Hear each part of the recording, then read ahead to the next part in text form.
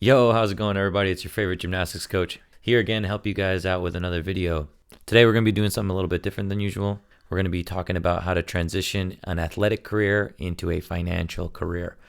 I know that the traditional route is to participate in an athletic career while you're young, and then as you get older, a lot of opportunities for you will start to go away, and then you'll retire and you'll pick up a normal job, and hopefully you transition the things that you learned from that athletic career into your financial career, whatever that may be, and the discipline that you learned along the way, as well as how to become a winning athlete, will all benefit you in the financial sector.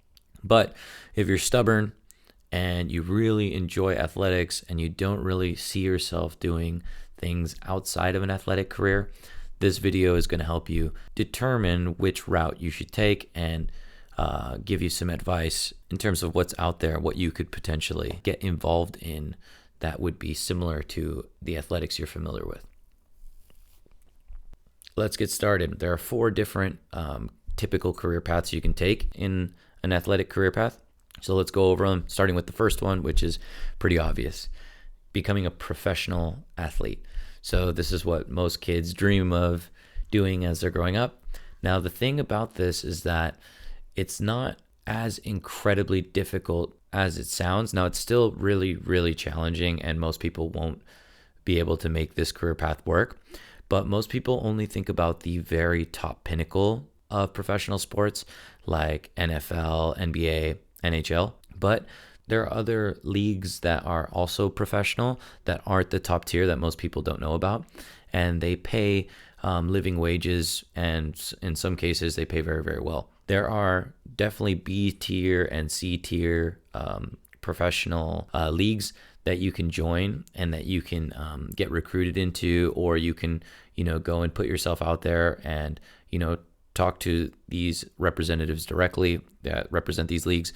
And a lot of the times, if you are a top tier athlete but you're just like shy of reaching the top professional bracket, like let's take the NBA for instance, then there are some overseas leagues you can play in, as well as some lower tier leagues that you can play in professionally. So as a professional athlete, you can typically see salaries that range between $40,000 a year and $150,000 a year, depending on your contract. Just putting it out there. Obviously, it's only for the top 1 to 5% of athletes that are going to be able to actually pursue this type of career path, but it is an option, and it's one that people don't typically realize is a little bit more open than you might think. Getting into career path number 2, this is becoming a coach or instructor. So you can follow in my footsteps and become a great competitive coach and give your love of the sport to younger athletes who are, growing into it. And you can give them the things that you lacked when you were an athlete. So this can be really, really beneficial because you become part of the community, you earn a decent income, and you get to do what you love all the time. So definitely recommend this for many people who were shy of becoming top tier athletes, but they still want to stay in the sport and earn a decent living.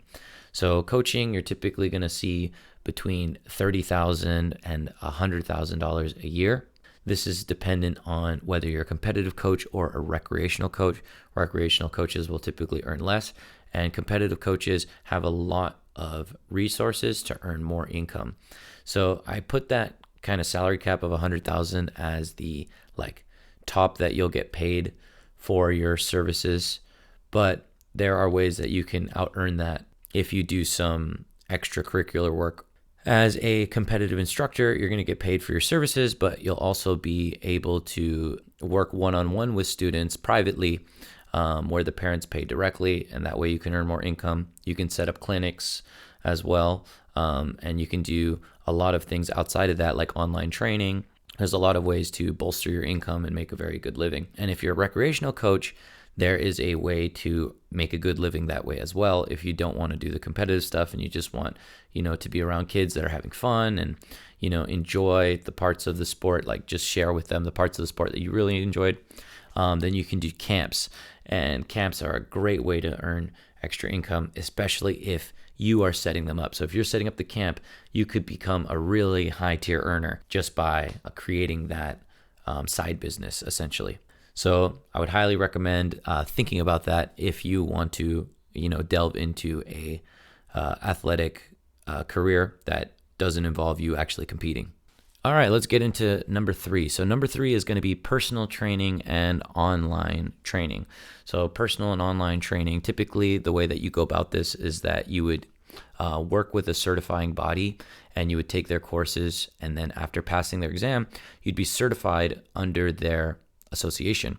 And that would give you some credibility, and it would give you the certification that you need to join a gym and begin personal training for their gym, become a trainer that can walk around and, give people help and sign on clients and earn a very good living doing that.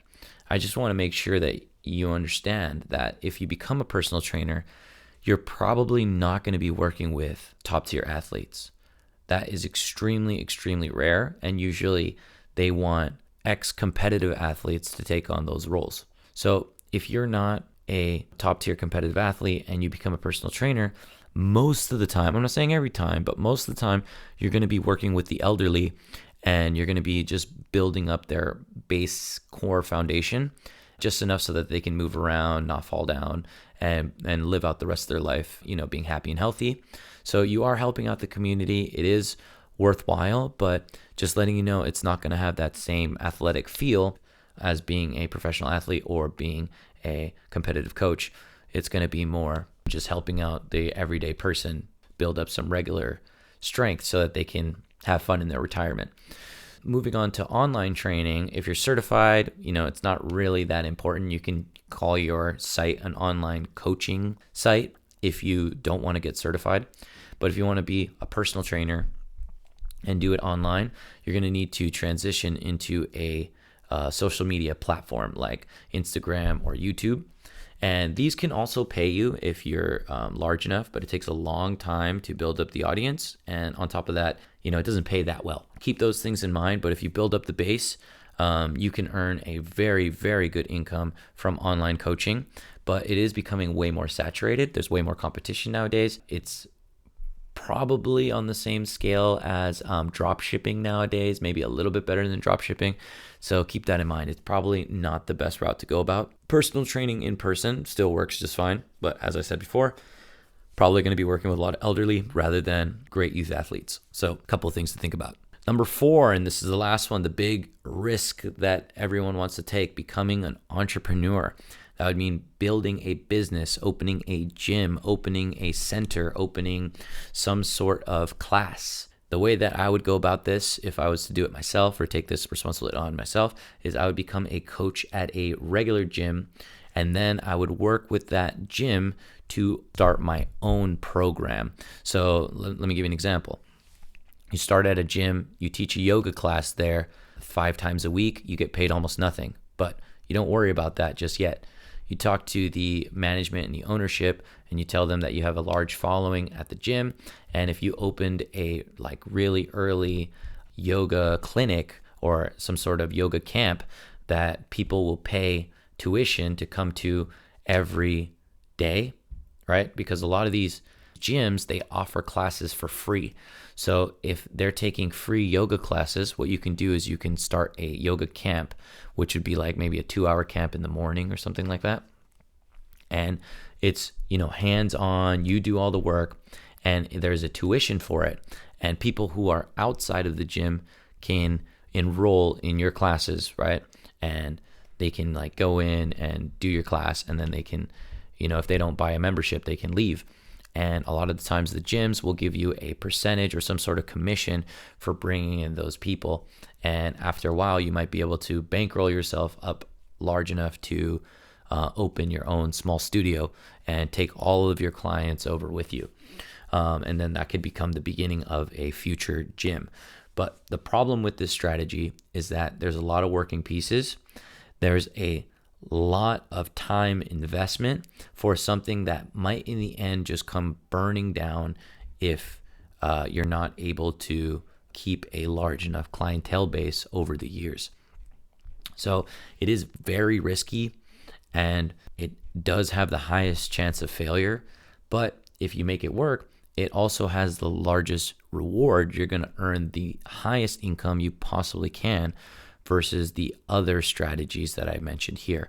So this one, you could turn into a chain of yoga studios in the future, and you could become a very, very successful person. Becoming an entrepreneur, while very difficult, is going to be the most profitable route if you are successful with it. That being said, you might have to try more than once, seeing how you'll probably fail on your first 1 or 2 tries.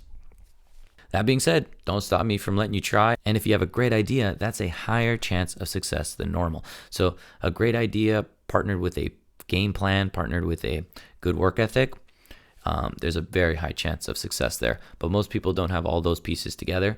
And so they just kind of slowly build into something that a lot of times can fail. So if you guys have any other ideas that I missed on here, go ahead and let me know in the comments section. We'll talk about it a little bit. But aside from that, this is the advice I had for you. I hope you guys continue to have great athletic careers out there. And if you choose to make it your financial career as well, I hope this video helped you along the way. Let me know what you guys think. I'll talk to you later. This is Coach Lawrence signing out. Peace.